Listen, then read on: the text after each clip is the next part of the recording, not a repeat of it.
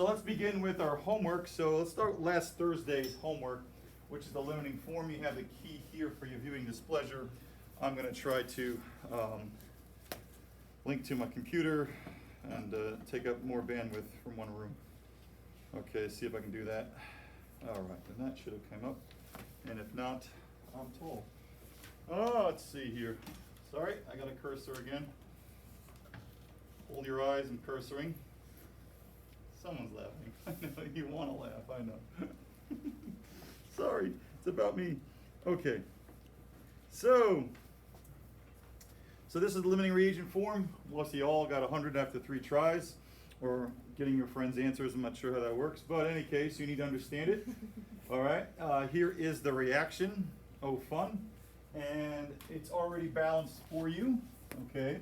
Understanding balancing is what you need. If you're given an unbalanced equation, you must balance it, okay, in order to get what we, to use all the different analytical chemistry that we're doing, because it's based upon law of conservation of mass. Okay, so we got chemical A, B, and C. They have the same molarity and same volume. So party people, okay, we know that molarity is moles over liter, okay, and of course, if we rearrange that, moles is molarity time liter. Now, for those that did not know, if you plug in the values, okay, of course, 5 milliliters is 0.005 milliliters. That was some people's mistake. They didn't convert to liters. It must be in liters. When you take molarity, which is mole over liter, times liter, clearly you get moles. Oh my gosh, it still works using units.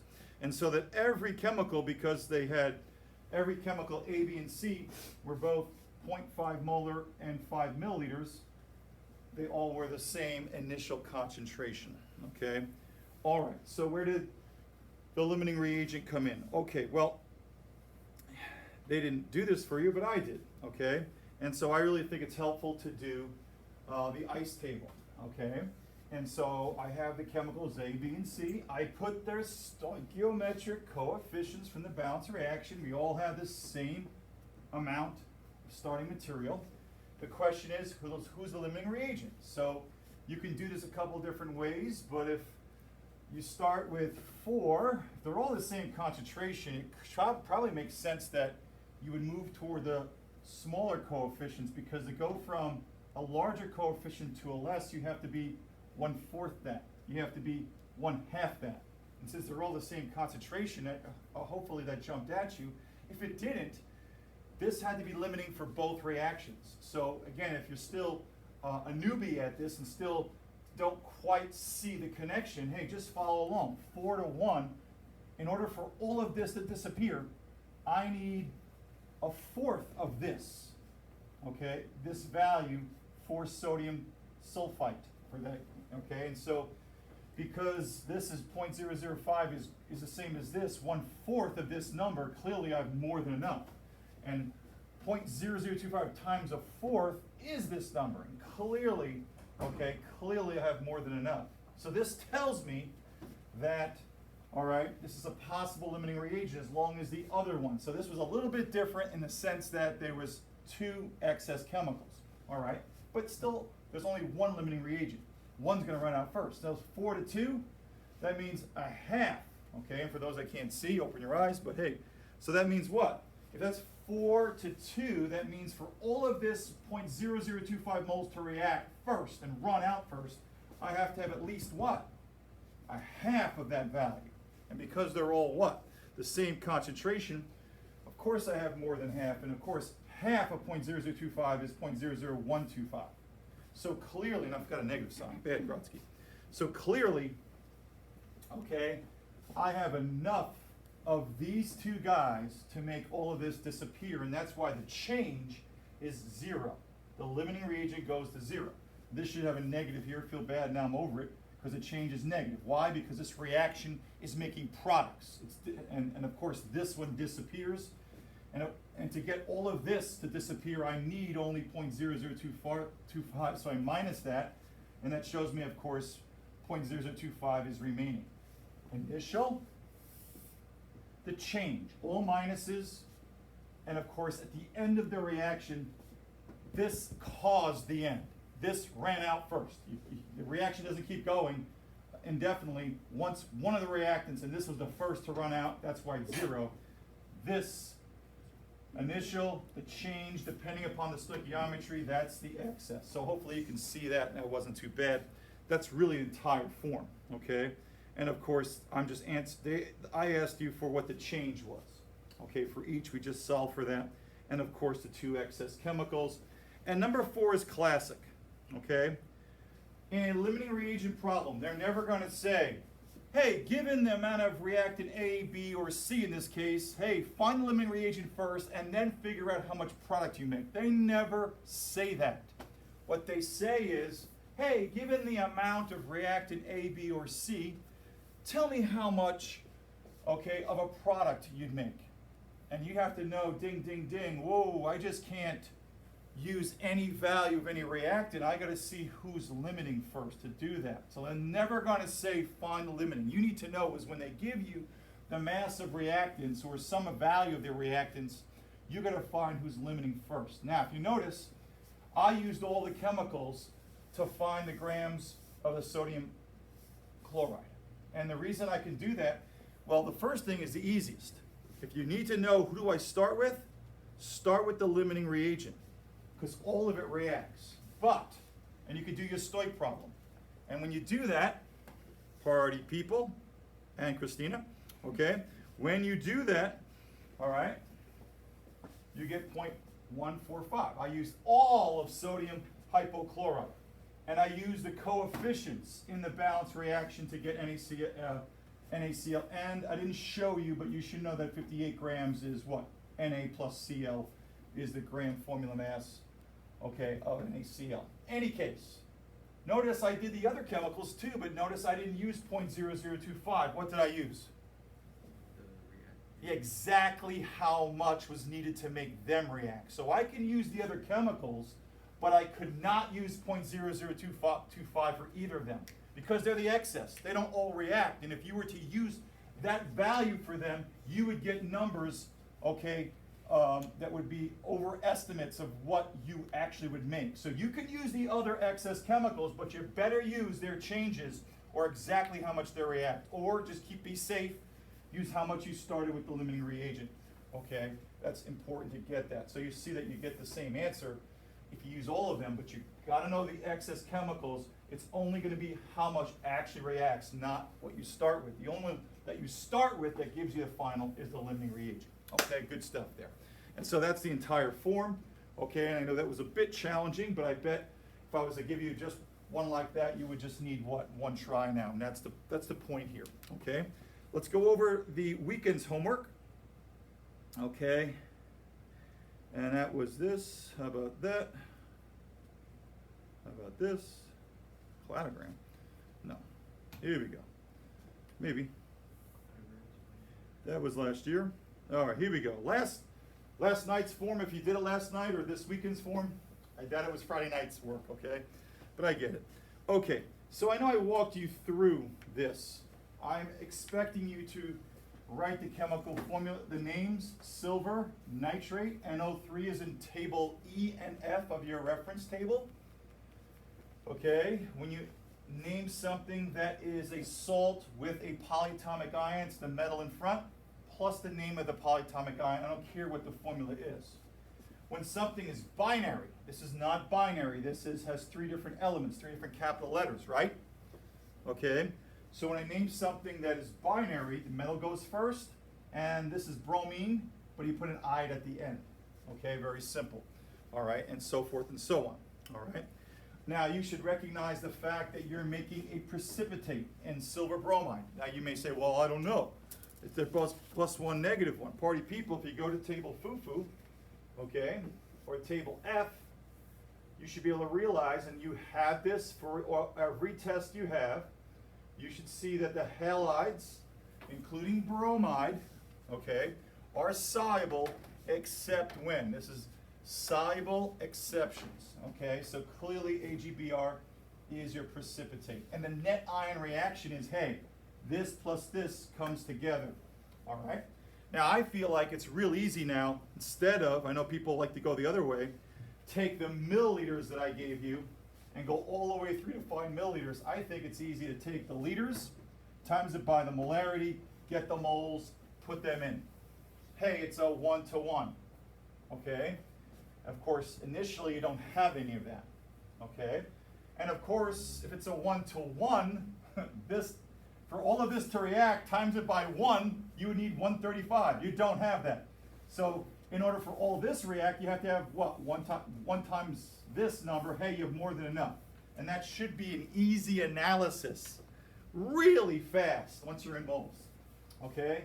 And of course, there's your excess. There's your limiting reagent. Okay, you're going to minus that through. This is a plus because you're making this. Plus 0 there. I know we don't do typically this too much, but it's there for your viewing pleasure. Who's your limiting reagent? Ag plus.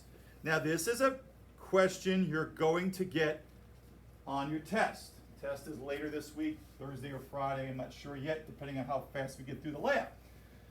So what's the concentration, the final concentration of the excess reactant, Br, okay? Notice I have that many moles left over, and because we poured 2 solutions together, the final volume is 90 plus 75, and that gives you the molarity, okay? How many grams of the precipitate? Hey, that's just like the form that we just did. Given the amount of A and B, the 2 reactants, how much of C? I'm breaking this down for you, but now that you know limiting reagent, start with the amount of limiting reagent that just got reacted, okay? And why is it, I kind of skipped here. How is it 93.75? Really, I have what? 93.75 moles of Ag plus, but clearly it's the same here. So I just took this value here. But if you started here, it's a 1-to-1 relationship, right? So this is the same here. So I took the moles of this, hey, formula mass, and I got grams, okay? Illustrating, this is important. People are gonna get this wrong. What does this look like? Okay, you know, I'm always artsy. So I always put the precipitate on the corner. I don't know why, maybe. Okay, now, notice I have a positive and negative. I've got it in a crystal. Okay, woo, I'm showing you crystal stuff. Now, why is there a lot more K plus than anybody else here? Well, take a look. Who was the excess chemical? Who was the excess chemical? Br, right? And some of the Br, not all, got locked up with the Ag plus, right? So I would expect some Br. Now who delivered the Br? And the K didn't do anything. So I should not have the same amount of K plus as Br negative floating around, correct? I should have a lot more K. K? K? Oh, sorry, all right. Sorry, I'm being tall. But yeah, I got a lot more K. Some Brs, but not all of them. It shouldn't be 4 Brs with 4 K pluses. We should have less Brs because what? Some of them are locked there. And of course we have nitrates. Why? Well, they're also spectating. They didn't do anything. Who delivered the nitrates? Of course, the silver. So silver plus is locked up, but the nitrates hanging around. You should be able to do that. So in a test, okay, I want to see those relationships. I don't need to see perfect what? I don't need to see perfect stoichiometric ratios at the end, but I need to see that K plus, okay, was bigger than Br and NO3 minus, okay? Let me say, who should be in larger amount, NO3 or Br negative, okay? Well, because it's a 1-to-1, I would say that's about the same, okay? Backside was on your own, I think. This one was a little more challenging because it wasn't a 1-to-1. Potassium phosphate, calcium chloride, calcium phosphate. We're just switching the ions. This is not redox. Hey, how do I know? Phosphate's -3 on this side, it's still -3. K is +1 on one side, it's K plus on the other. So when you break it down, this is what, Christmas, when you break it down, this is what you get. Bottom line is 3 calcium plus 2s, 2 phosphates make calcium phosphate. Okay, 3, 2 to 1. And they gave me what? The solutions. Molarity times liters. There's my moles. Now I've got to do some math. Okay, now I've got to do some math. It was a nice 1-to-1. So, if this is limiting, if all the phosphate disappears, 0.04 moles, everything moles goes in here, 0.04 moles goes in here, to 2 to 3, right? If I do, and people get lost in the sauce here, do it, write it out, okay? Write it out if you're getting lost here. So I don't know if I'm timesing by 3 or do it like, do the stoichiometry. Hey, I've got 0.04 moles of what? Phosphate, PO4 negative 3. Write it out for yourself. It's so nice that you can use your units. I want to get rid of phosphate to get calcium. So phosphate goes on the bottom. Calcium, which is +2, goes up top. And there are 2 phosphates to what? 3 calciums. So what does this tell you to do? Take your 0.04, times it by 3, divide by 2. Maybe you see that, maybe you don't. But write it out for yourself. That's the beautiful part here, is that you can figure that out. And so, when I take this value, 0.04, times it by 3, divide by 2, okay, which is the same thing as timesing it by what? 3.2, or 1.5, I get 0.06, which means this is more than enough to make all of this disappear, and it does. Boom, I'm done. And if I go the other way, because you don't know, for all this to disappear, I got to times it by 2 and divide by 3. And guess what? That value is too big. There's not enough of that. So that's my excess. Either way you do it, okay? But in any case, I find the phosphate is my limiting reagent, okay? And we're off and running, okay? And the rest of this is the same, except notice the question. This one's not saying how many grams. They're saying how many dissolved ions, how many. Anytime anyone asks you how many atoms, how many molecules, how many ions, we don't want a mole number, we want what a mole represents. We have a dozen of eggs, and we have how many eggs? So I had to take the moles of calcium +2, okay, that remained. Remember, calcium +2 was excess, so that remained, and that's moles. And I times it by Avogadro's number. Notice I'm still using my units.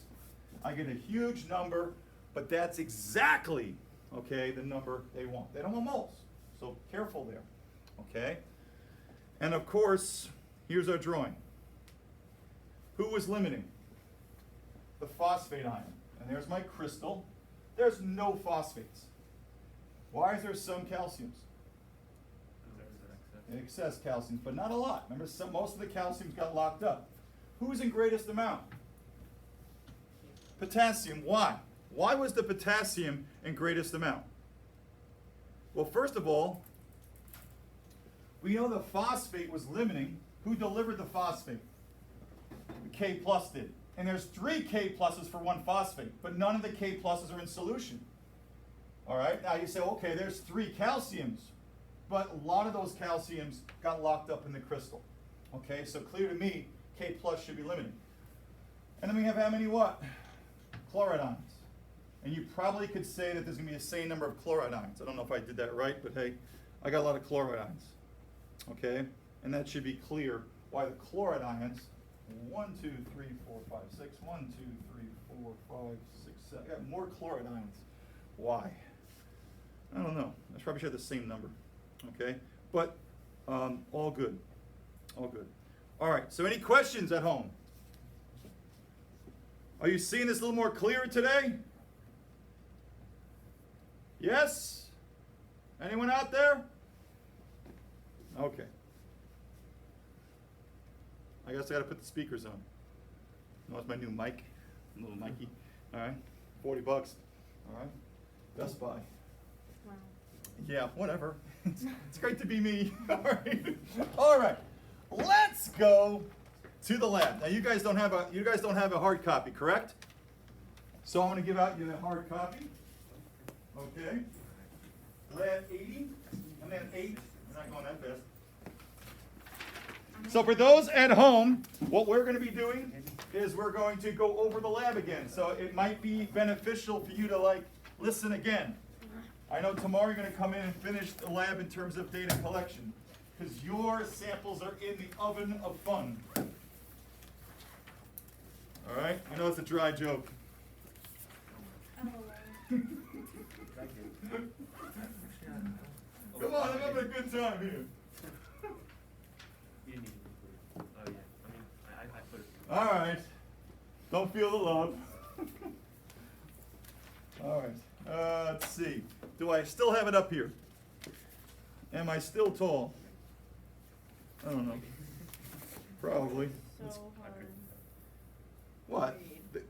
Yeah, good times for me, right? Yeah. Yeah.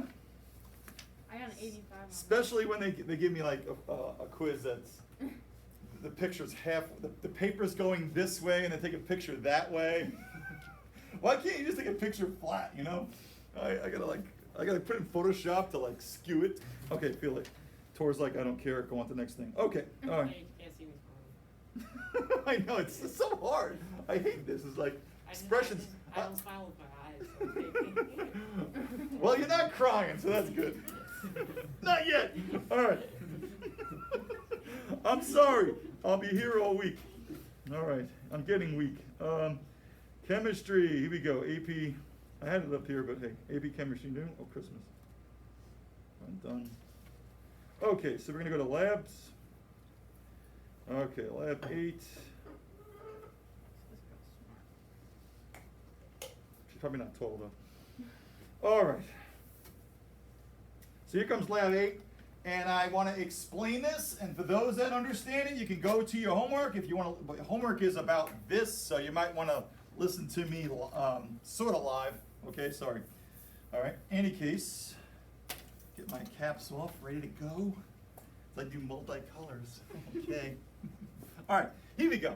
So, what is the purpose of the lab? I didn't have you write an objective, so the objectives are the objective is to determine what your salt is. And listen, analytical chemistry is about, yes, determining chemical formulas, but it's also, hey, what the heck is this substance?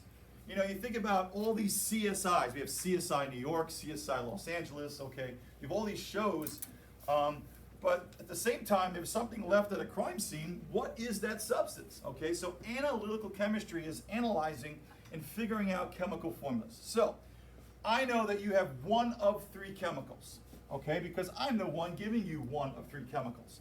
You have either lithium carbonate,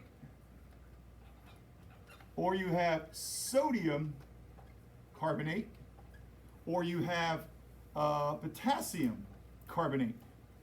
So you have one of these 3 salts. Now, K2. Now, if you notice, they're all have the same general formula.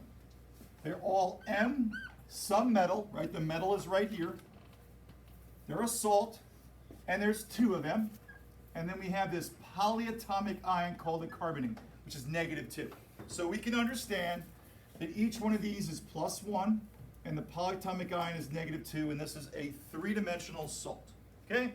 Been talking about it all year, except the individual negative ion is a cluster of 4 atoms. That's -2. Okay? Now, we know something else based on table F. They're completely soluble. And I write aqueous. Why are they completely soluble? Because they have a group 1 ion. Group 1 ions are all +1.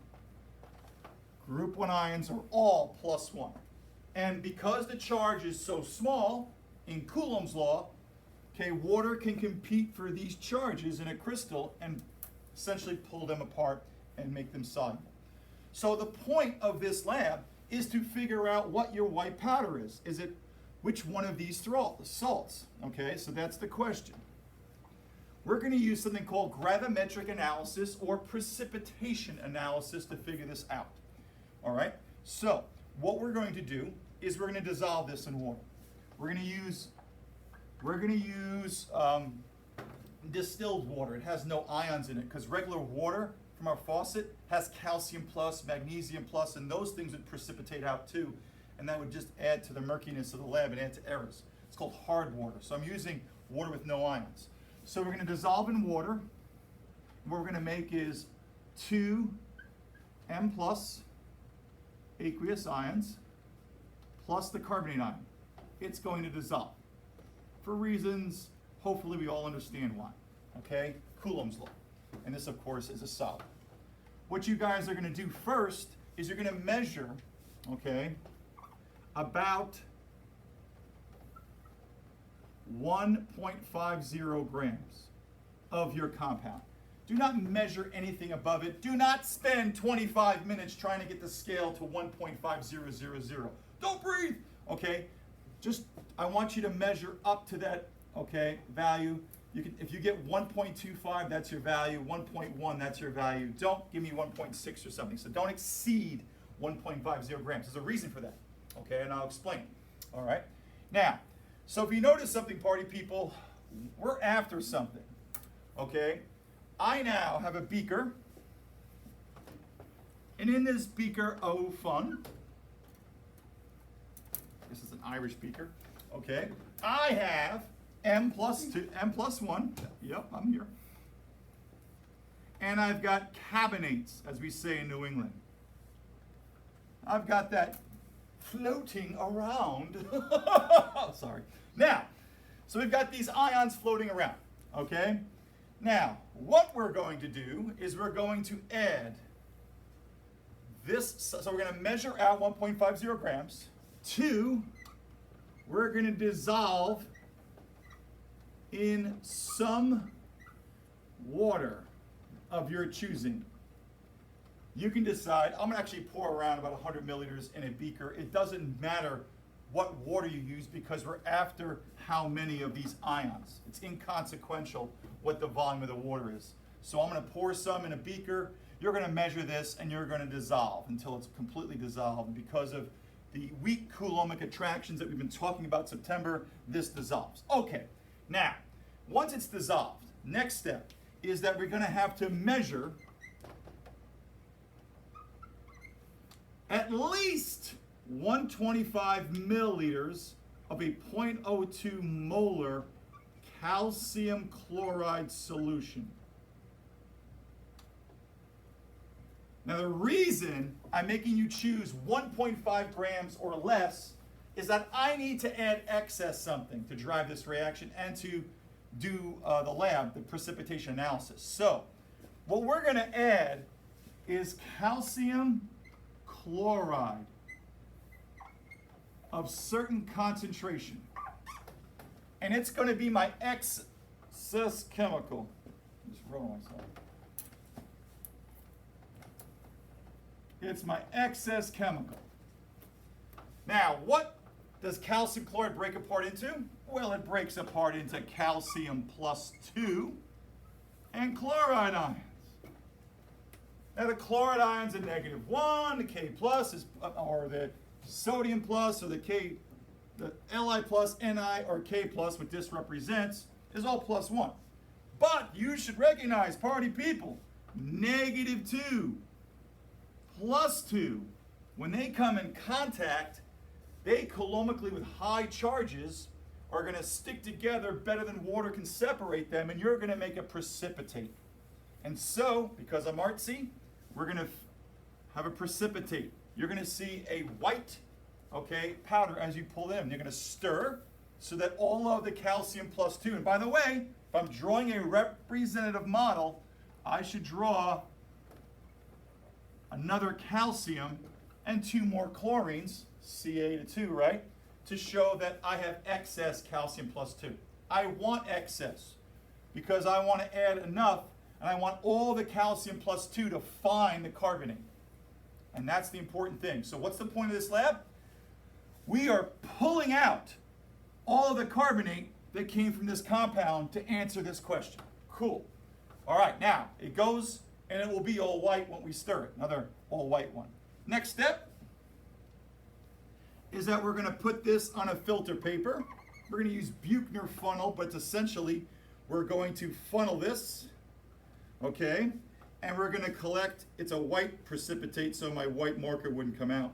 So we're going to collect the precipitate on filter paper, okay? So we're going to mass out the filter paper like we did for the lab 2, okay? We're going to write our names on it, mass it out. We're going to filter and get all the precipitate onto the filter paper, okay? And then we're going to dry that sucker. And then we're going to, once we dry, in an oven, okay, we're going to mass out the filter paper again, subtract out the filter paper. What we're going to get is the mass of this crazy chemical, calcium carbonate. Okay, we need gloves, we need goggles. This thing is crazy. This is the same thing as chalk. Okay, or on seashells. No, it's not that. It's not dangerous. Okay, calcium carbonate is chalk, but that's our precipitate. Now I know it for a fact because I'm adding a calcium +2 ion from the calcium chloride. I know that this is delivering a carbonate, so I know that's going to stick together. +2 and -2, high Coulombic charges. And you can look that up. It's insoluble. Now, we're going to go to what? What do you think I'm going to do with the mass of the dried carbonate? We're going to measure it. Yes? Convert to moles. It's all about how many. So we go moles. Now, why? This is the reason. This is everything for this lab. If I know the moles of the calcium carbonate, how many carbonate ions are in one of these formulas? 1. So the moles of calcium carbonate is the moles of the carbonate ions that were what? Floating around. And because I added excess calcium +2, I know I got all of them. So the moles of the calcium carbonate is the moles of the carbonate ion. Right? And wait a minute. In our unknown formula, how many carbonate ions are there? 1.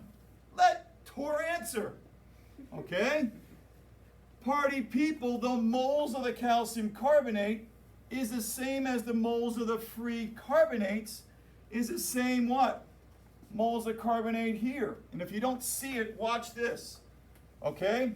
Take your moles, whatever it is, of calcium carbonate. Get rid of calcium carbonate. And for every one of these, there's 1 carbonate. Yes? And if we keep going on this beautiful path, for every 1 carbonate, isn't there 1 of these guys? Yes. So party people, the moles of the calcium carbonate equals the moles of our compound because 1 of carbonates are in there. You say, well, why does that help us? Party people, to figure out these guys. How do I figure out a formula mass? Don't I add up the individual atoms to get per 1 mole? Okay, so they call that a molecular mass or a formula mass. I'm going to use fancy M. Now, what's that equal to? What is the value once I get? What's the unit of a formula mass? Or grams per mole. Oh, so it's grams per mole. Correct? Party people, we now have the what? We have the moles. Are we going to measure out our sample first? We got the grams. It's going to give me the formula mass. I can just find the formula mass in the periodic table and then see which one is closest to, but there's one particular thing I have to pay attention if I do that. Okay?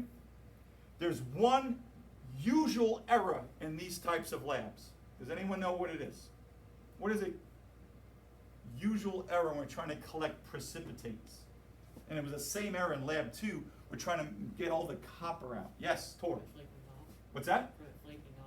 Flaking off, which means we're not getting all the mass of the... What are the chances of us collecting all the precipitate? Right, so everyone can see that we're going to leave some precipitate behind, right? If that's the case, the mass of the copper carbonate is going to be lower. It's going to be undervalued by some amount. It might not be big, but under what it's supposed to be, correct? So if my moles are undervalued because I can't quite get all the precipitate out, my denominator gets smaller. What's that do to this expression? Makes it what? Overvalued. So when you're looking for the formula mass that fits Don't do the closest one that's over, do the closest one that's over, correct? I'm going to be above a little bit, right? So if I'm above this one, okay, we know it's going to be, so it's the one it's closest to that's above. It's going to be above a little bit, okay? All right. And so we're going to do that. So my friends, 8:15, we're almost done here. For my people at home, that's pretty much the entire form is based upon getting those measurements. These guys are actually going to do the lab, so I'm going to give, I don't know who we are, but I'm going to give them a break, okay? And then we're going to get after the lab. You guys are on your own at home to either do the form based on this, okay? And ready, set, go. We're done with this period. Have a great day, party people. Can I go to the bathroom? Yes, but not in here.